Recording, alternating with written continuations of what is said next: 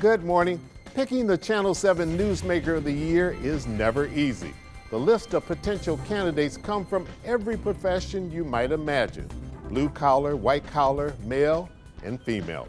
But last year, and a little bit into this year, Detroit Lions head coach Dan Campbell has literally brought the crowd to its feet. Flanked by his gritty Honolulu blue and silver team on the field and a supportive staff in the front office, he has led the charge for an exciting and historic football season.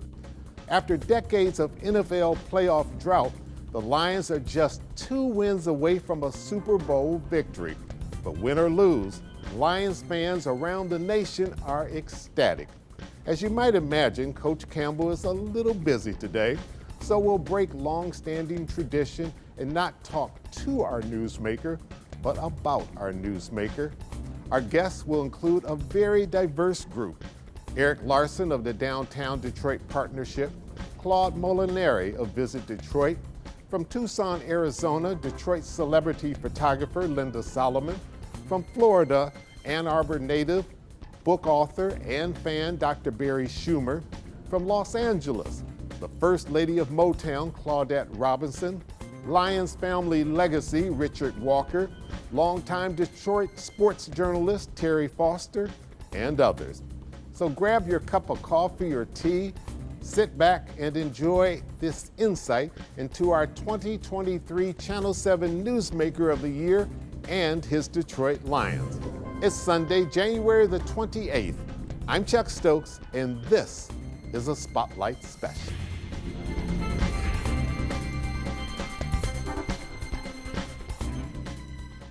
Dan Campbell is the epitome of an NFL coach. I mean, he represents not only the professionalism and the smarts to take us too deep into the playoff season this year, but also just the grit and the hard work that Detroit has always represented. I think the recognition of Dan as Newsmaker of the Year is so perfect because it is the energy, it is the realness, it is the grit and just the tenacity that Dan shows not only on the field, not only in the locker room, but also in our community, that has endeared all of us to him as a coach, but also has brought us, whether you're a longtime or a new Lions fan, to rally around this great cry.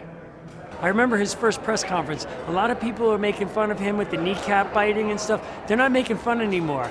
Now he's like a new age leader, and everyone loves what he's doing, and he's been just so transformative for the culture of the Lions and really been an incredible ambassador for the city of Detroit and the state of Michigan.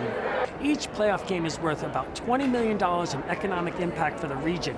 Hotels, restaurants, bars, entrepreneurs throughout the city and the region, they get a huge boost from that, and that's all based on the success of the Lions. The thing I love best about Dan Campbell is that he's his authentic self all the time. And I also appreciate that he stood up in press conference and says, you know, I messed up that one, or that was my fault, or I should have done better. And that shows accountability. I'm a huge fan of him and everything that he's done.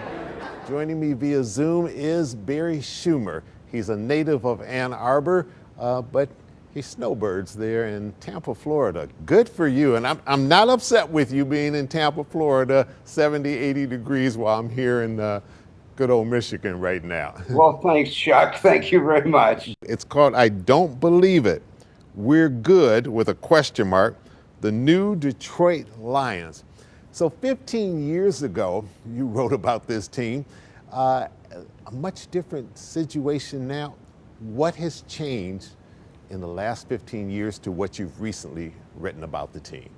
Well, a lot has changed, and we went from the days when I first wrote the book in 2004, the pain and suffering of Lions fans and the organization. What's changed is Sheila Ford took over the team in 2021. She brought in Chris Spielman, the star from the Barry Sanders team, and as a consultant, and they brought in Brad Holmes and Dan Campbell. And that's what's changed. The team has finally got the right ownership, the right general manager, and the right head coach. Dan Campbell has just done an amazing job over the 3 years. The city loves him. The team loves him. And I think he's going to be here for 15 or 20 years, Chuck. A psychotherapist as well?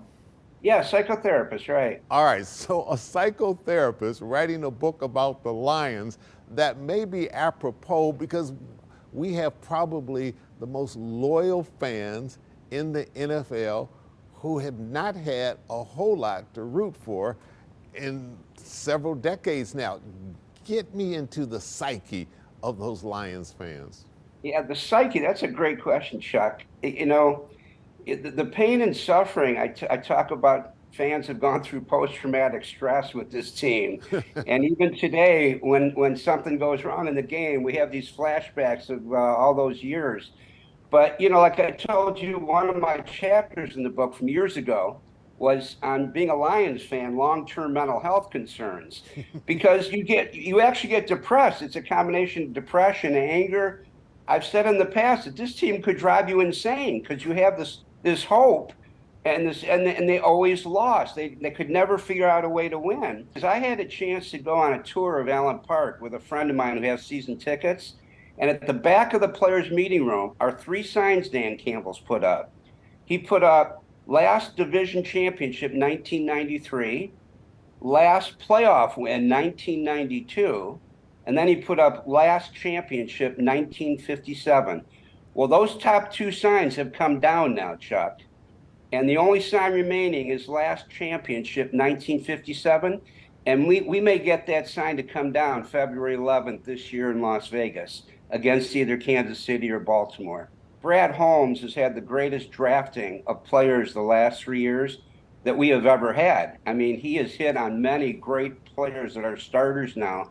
And then Campbell knows what to do with them. Barry Schumer, thanks so much for joining us there in Tampa, and we'll see you back here in the spring in Ann Arbor. Chuck, thank you very much. All right. And when we come back, we'll turn our attention to Brad Galley and Gina Trotman here at Channel 7 for some real keen insight into our newsmaker, Dan Campbell. We'll be right back. Stay with us.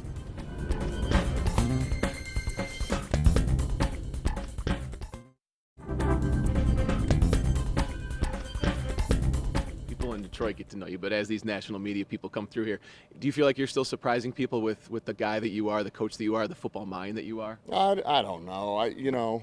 I mean, honestly, it's, I'll have my wife will send me something or anyone will say something that, somebody wrote or this or that. And, there's the kneecap joke coming out and this and that.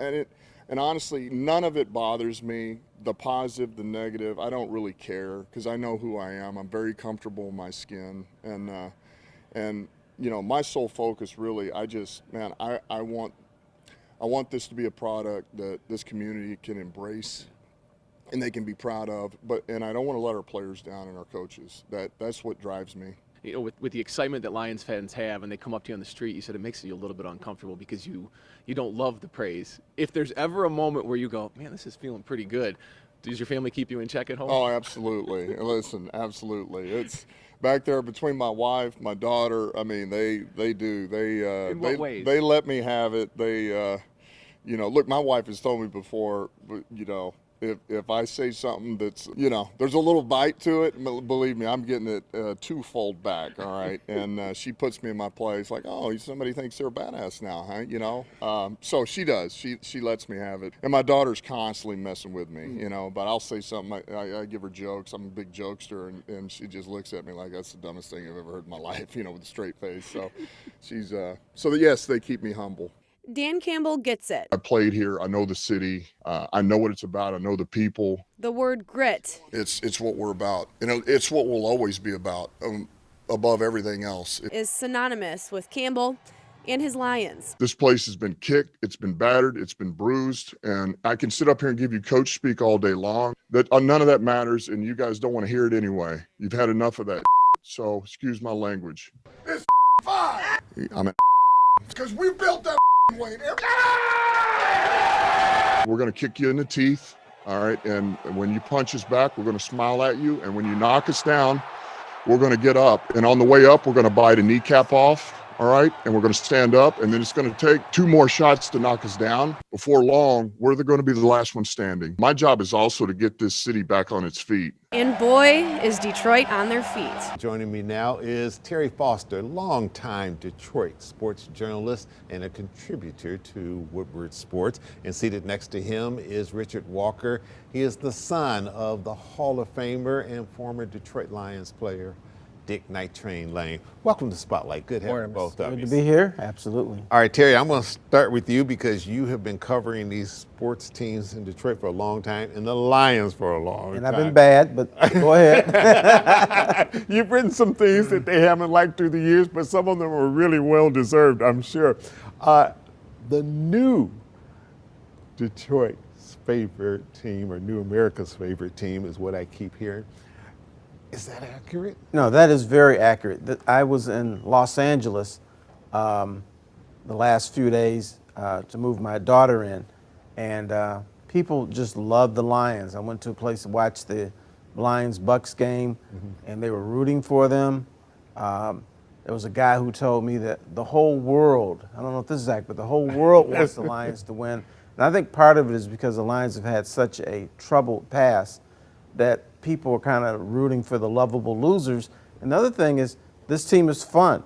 Dan Campbell is fun. Brad Holmes is fun. And this team, the way they play, is fun. And they're a real team, and people are rooting for this. Richard Walker, if your dad were alive today watching this team and this coach, what would he say, you think? I think Pops would say this is a long time coming. It's been a many, many years since we've had got this far. We've come a long ways. Coach Campbell, a lot of people counted him out, but true Lions fans stick with him all the way through this, and we've been there. I heard somebody say, I can't remember if it was a player or not, current player, that said it's about this group, this team. That's what we're focused on, and not necessarily about past teams. But do you feel that way? Because once you put on that Honolulu blue and silver, it is about the legacy. You're representing those that came before you. And me and my brothers, we continue to keep that legacy going. My dad laid the groundwork. The game was changed because of my dad. The face mask, the clothesline, all of that was because of my dad. So he was tough. He laid the groundwork. Jim Brown didn't like coming through him. A lot of them didn't, and because of him, a lot of rules were changed. Football has changed quite a bit now, but you can't forget where it all started at. And with my dad, I've been a Lions fan, born and raised here all my life, and whether we win or lose, I bleed blue, so we continue this legacy. Who is the MVP of this Lions team? And I'm going to go to Sheila Hamp, who's the owner. She got help from the league. She got help from Chris Spielman. She got help from people who are NFL people. And then she stayed out the way and just said, do your thing and I'll support you. I think that's very important because she wanted this kneecap mentality. She wanted the culture to be changed, and she found someone who could do that in Dan Campbell. You'll get a 300-pound guy in the streets who said, I want to play for this guy. I'll run through a wall through this guy. Same thing in the locker room. These guys want to do the same thing. But the other thing that Dan Campbell does that maybe we don't hear enough about is he doesn't lie to these guys. His speeches are great, and then these guys believe that they're better than they actually are, and they go out and perform. Richard, Yes, your dad broke a record many years ago, 14 interceptions in one season. One season. Does that record still stand? It exists to the day. It's never been broken. And that would have been what year? 52. His first. That's a long time. His first year in the league. Dad was a walk-on. Do the Lions beat the San Francisco 49ers? What's your gut tell you? My gut's telling me yes. I think our Lions are hyped up right now. They've got the momentum going. As long as they play the beginning of the game, just like they play the end with all of that enthusiasm, we're bringing that win home tonight. The first time in my life, my gut feeling is telling me that this team is going to succeed. Coming up, celebrity photographer Linda Solomon.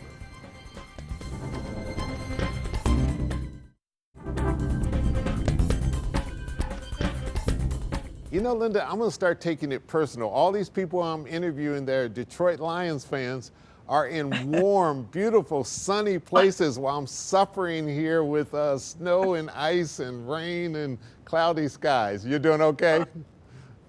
Oh, well, believe it or not, it's only 44 here today. Okay, I feel a little better now. Thanks for joining us. You just recently did a front page column for the Detroit Free Press before the last playoff game. And I think the title of it was Roaring at Last. Why did you want to do that? And it came out great. Thank you so much, Chuck. I think today I am just thinking about my own father. This is all about those great memories, remembrances, and I wanted to talk to others about what this means to them. And as Sheriff Mike Bouchard said, it's not just a game. This is about relationships and memories. We'll be talking about this for decades. Absolutely. And you interviewed a lot of people. One of them was our very own Diana Lewis, who had a wonderful quote in there about what the Lions have meant to her. She did, and she was able to do a coin toss. And she said she'll never forget it. It was many years ago. And she also talked about how exciting it is for Channel 7 to have named Dan Campbell as Newsmaker of the Year, because he deserves it. Dan the Man Campbell, he's been amazing. And so we're all just rooting for our Lions, and we're meeting new friends. As you mentioned, I'm in the Lions gear, but anytime we see a stranger dressed with a Lions cap or a t-shirt, we can go up to them and just say, "Go Lions." So we're meeting new friends because of this great excitement that our team has given to our city. Linda, you have photographed all sorts of stars from all your years covering the Academy Awards and being Aretha's personal photographer, Tony Bennett, you all were like thick and thin. Have you had a chance to photograph Dan Campbell yet? I haven't, but he's on my wish list. All right. Through the years, I've had the opportunity to photograph William Clay Ford with the great Joe Schmidt, the linebacker, the coach that brought such excitement through all those great years from '57, certainly, and through the years as a great coach for the Lions. And then I photographed Edsel Ford II with one of the great Lions players, Eddie Murray, and that was so much fun. And I photographed Billy Sims and Lem Barney. So many people in my story mentioned Lem. He is just such a favorite to all of us. He's done so much for Detroit, and he is so fabulous, and he's always giving back. Yeah, a prince of a guy without a doubt. This has brought so much to our city, and we're just so thankful, and we have such pride. When Spotlight returns, Motown's First Lady, Claudette Robinson in Los Angeles.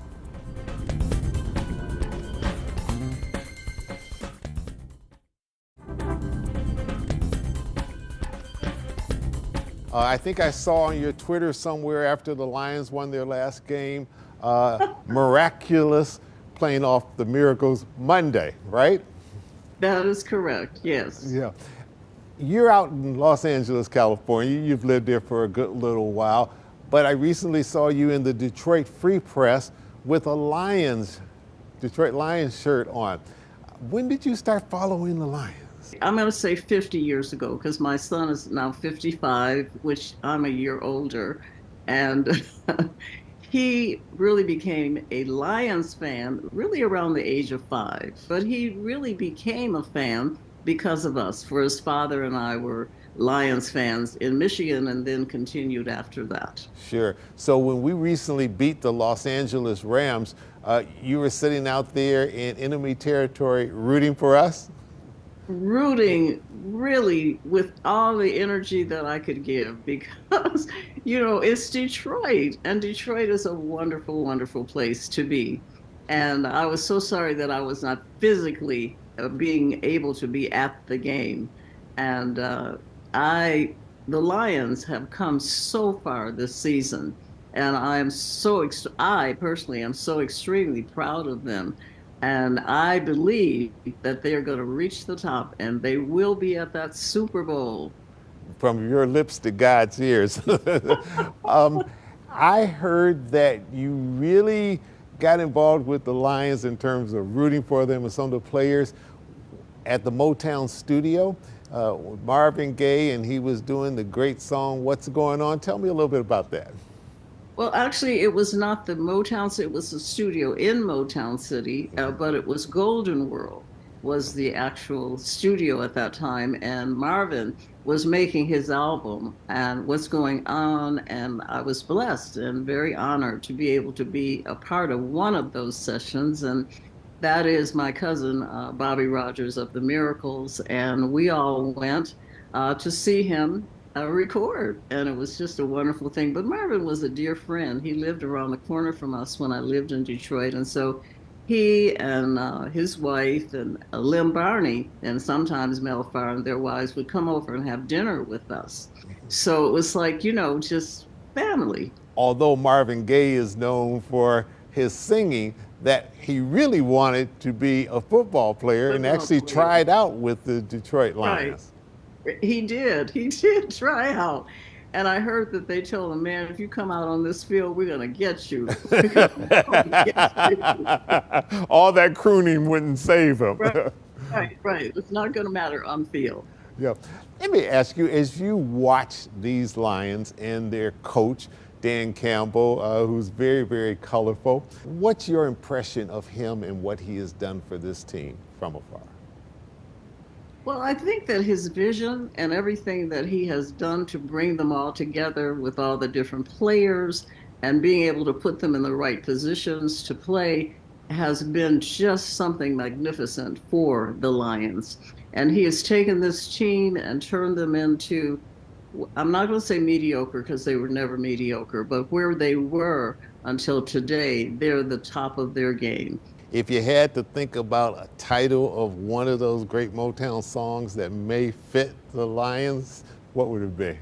I think one of the songs that probably would represent, as we're talking, would be Cloud Nine. Ah, I like that. Cloud Nine by the Stations, yeah. I think Cloud Nine would be a great representation of the Lions. Our congratulations to Detroit Lions head coach Dan Campbell. We'll get this special award for your home or office when you return to town. And now, with the NFC Championship game just a few hours away, there's only two words to say: Go Lions. I'm Chuck Stokes. Make it a great day.